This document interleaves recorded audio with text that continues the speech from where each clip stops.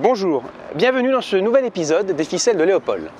À ce stade, la production du tissu est terminée, c'est-à-dire que nous avons réalisé la filature, le tissage et la teinture. Allons découvrir maintenant ensemble le dernier atelier qui est le contrôle final.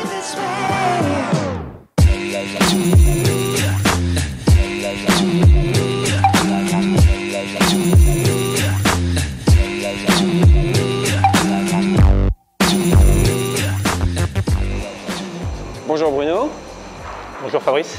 Nous sommes donc ici dans l'atelier de contrôle final qui suit l'atelier de teinture où on réalise donc l'ennoblissement des matières. Peux-tu nous expliquer dans ce dernier atelier ce qui se passe? Alors Fabrice, nos rouleaux de 3600 mètres à 4000 mètres de tissu, ici on va les débiter en pièces de 100 mètres pour pouvoir les expédier aux clients et on va s'assurer également de la conformité de l'ensemble des caractéristiques du tissu, aussi bien coloristique que mécanique. Mais ce que je te propose, c'est d'aller voir Amandine qui va nous expliquer tout ça. Très bien.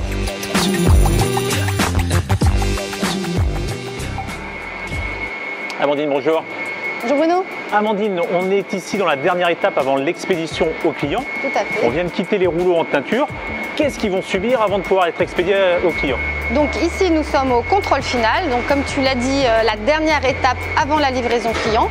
On va recevoir de la teinture des gros rouleaux de 2000 à 4000 mètres de tissu que l'on va contrôler, que l'on va visiter et enrouler en pièces de 100 mètres. Et la visite va consister à quoi? De regarder tous les mètres de tissu? Exactement. On va contrôler chaque mètre de tissu et contrôler, détecter tous les défauts. Mais je te propose d'aller voir. Bonjour. Donc voilà Bruno, ici on est en train de visiter un tissu orange haute visibilité. Donc on contrôle chaque mètre de tissu et on va détecter tous les défauts. Alors qu'est-ce qui se passe quand tu détectes un défaut? Alors quand on détecte un défaut, on va lui donner un nom, donc savoir si c'est une tache, une fibre étrangère, et on va surtout lui donner un nombre de points. Donc le nombre de points, il va aller de 1 à 4 points. 1 point pour des tout petits défauts et 4 points pour des défauts beaucoup plus grands qui vont prendre toute la largeur du tissu. Donc là, on constate un défaut, alors c'est ça? Donc là, on tape le code. Voilà, on tape le code du défaut informatiquement. On lui donne le nombre de points, donc là en l'occurrence 1 point, c'est un petit défaut. Là c'est une bourre de tissage. On met une sonnette pour prévenir le confectionneur au moment de la confection, attention, il y a un défaut. Donc pour chaque pièce, on sait exactement le nombre de défauts qu'on va avoir. Pour chaque pièce, on sait le nombre de défauts, on sait le type de défaut et aussi la position sur la longueur du tissu. Donc ici, je visite, je m'assure qu'on n'a pas un nombre de défauts trop important qui pourrait être préjudiciable pour la confection. Exactement. Je fais une pièce de 100 mètres. Oui. Que je vais emballer et je vais pouvoir l'envoyer maintenant au client. Ah non, on va la tester. On va déjà contrôler si le coloris est conforme, si le coloris est régulier sur la largeur, sur la longueur. Et ensuite, on va aussi réaliser d'autres tests au laboratoire. Et ça, pour contrôler le coloris, tu le fais comment? Alors, pour le contrôler le coloris, tous les 100 mètres, on va prélever un échantillon. D'accord. Et je vais t'emmener au contrôle coloris. Tu vas mieux comprendre. On y va alors. Alors ici Bruno, nous sommes sous la cabine lumière normalisée qui représente la lumière du soleil. On va contrôler la conformité de notre coloris. Donc pour cela... Donc là on retrouve toutes ces tirelles qu'on a vues tout à l'heure qui étaient coupées. Exactement.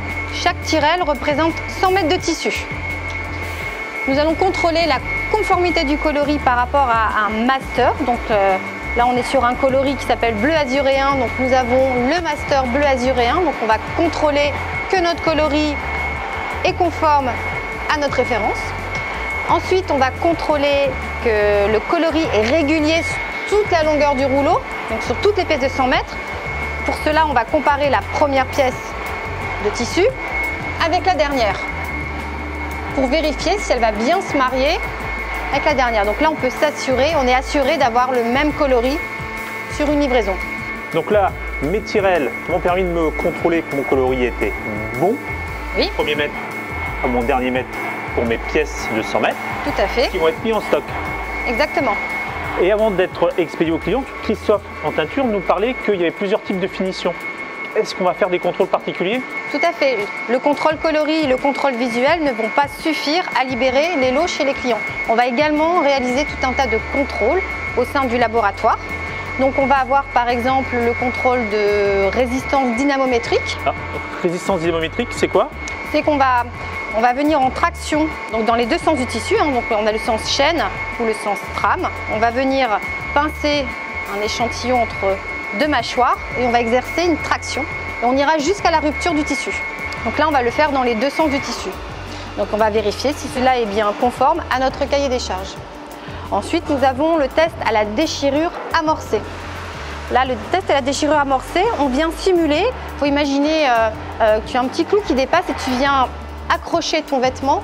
Donc on va avoir un accro et on va mesurer la force nécessaire pour continuer l'amorce que tu viens de faire avec le clou.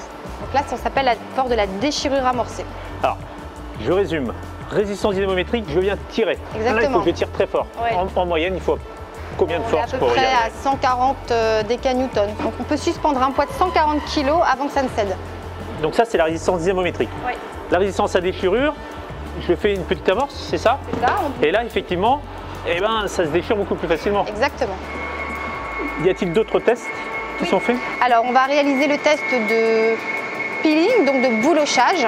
On va venir frotter le tissu contre lui-même pendant 2000 cycles et on va regarder si on a un phénomène de boulochage, donc des petites bouloches que l'on peut nous-mêmes constater sur les vêtements de temps en temps. Donc là, c'est ce qu'on va voir lorsqu'on frotte une manche. Exactement. On va également contrôler l'abrasion du tissu. Donc là, on va de la même façon frotter le tissu contre un abrasif et on s'arrêtera dès lors que l'on verra rupture d'un fil. Donc là, on dira par exemple notre tissu tient 20 000, 30 000, 40 000 tours en abrasion. En fait, tu vas recréer toute la vie du vêtement, Exactement. du tissu et regarder ses limites pour Exactement. pouvoir les quantifier et regarder si on est conforme à nos cahiers des charges. Exactement à ce qu'on annonce au client. Tout à fait. Donc là, on a contrôlé le coloris, on est sur toutes les performances du tissu. Là, on le met en stock. Non, on a encore d'autres tests importants avant libération du lot. On va contrôler les stabilités dimensionnelles. Donc, c'est-à-dire que l'on va contrôler les retraits du tissu au lavage. Donc, on va pour cela laver un morceau du tissu en machine à laver et on va mesurer de combien le tissu va rétrécir en sens chaîne et en sens trame. Donc c'est un pré-rétrécissement. Exactement. Vérifier que le client, quand il va laver un pantalon, eh bien, son taille 40 reste bien un taille 40 et pas un taille 36. Est-ce que tu en profites en même temps pour regarder si le tissu va dégorger ou changer de couleur? Exactement, on va contrôler la solidité du coloris au lavage. Donc déjà, voir la dégradation du coloris, s'il a délavé, et le dégorgement du coloris sur d'autres fibres. Parce qu'imagine, le client vient confectionner ce bleu avec un tissu blanc, hein, donc il fait un montage de son vêtement du bleu et du blanc. On veut s'assurer qu'après lavage, notre bleu ne va pas dégorger sur le tissu blanc. Donc ça, on va également le contrôler.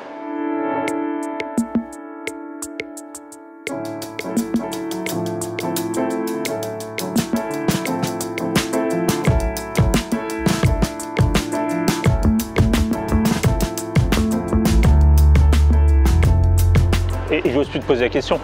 Une fois qu'on a contrôlé tout ça, c'est terminé ou faut encore contrôler autre chose? Alors, il reste une seule exception pour tous nos tissus traités inifuge.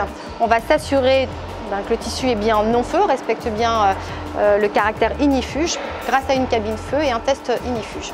On va vraiment retrouver la réalité de la vie du tissu.